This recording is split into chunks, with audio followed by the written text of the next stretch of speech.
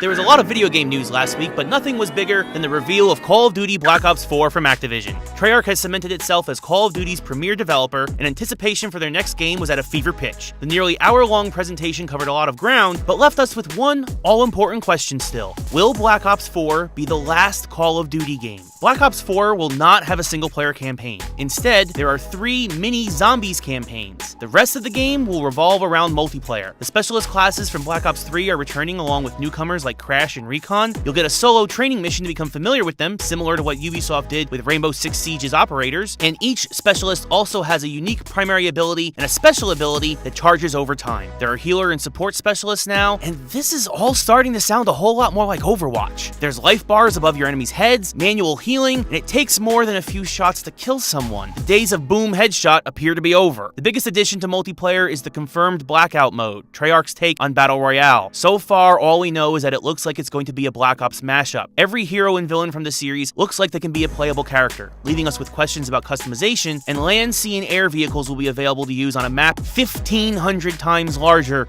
than Nuketown.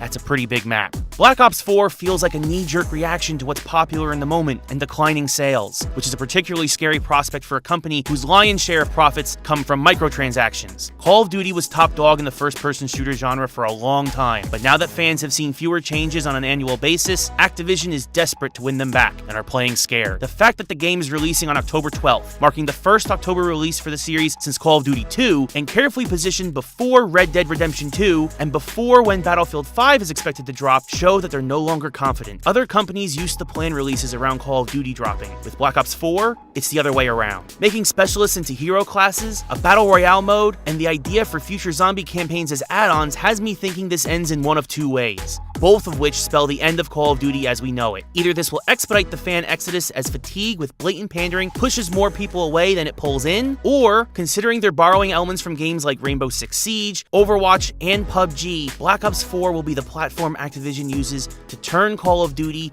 into an ongoing service instead of an annual title. Imagine zombie campaigns as limited time events, new maps regularly released for Blackout, new specialists added as DLC, and the confirmed integration into Battle.net might make someone actually want to play Call of Duty on PC. It also cuts costs on physical disc production and distribution. It could work, but also means Call of Duty as we know it might be dead. And for those thinking Blackout could be a Fortnite killer, think again. Fortnite's building abilities give it a niche that Call of Duty won't go near. If the rumors of Battlefield 5 also getting into Battle Royale are true, and we'll find out during their reveal on May 23rd, the real game under siege is PUBG. 2 major players stepping up with a very similar but much better aesthetic and can spend far more resources is exactly the sort of thing PUBG doesn't need right now. In other news, May's Inside Xbox took place, Microsoft's 90-minute online show with only 15 minutes of content we care about. A new Halo arcade game exclusive to Dave & Buster's titled Halo Fireteam Raven was announced. The game is an on-rails light gun shooter that takes place during the events of the original Halo and is being developed by Raw Thrills. Maybe they can do what 343 has failed to do and make a compelling Halo game post-Bungie, but at $1 a pop, at limited arcade locations, probably not. There is also the announcement of No Man's Sky coming to Xbox One July 24th, and it'll feature multiplayer now. A 2-year-old game no one cares about after failing to deliver the first time around, finally being ported.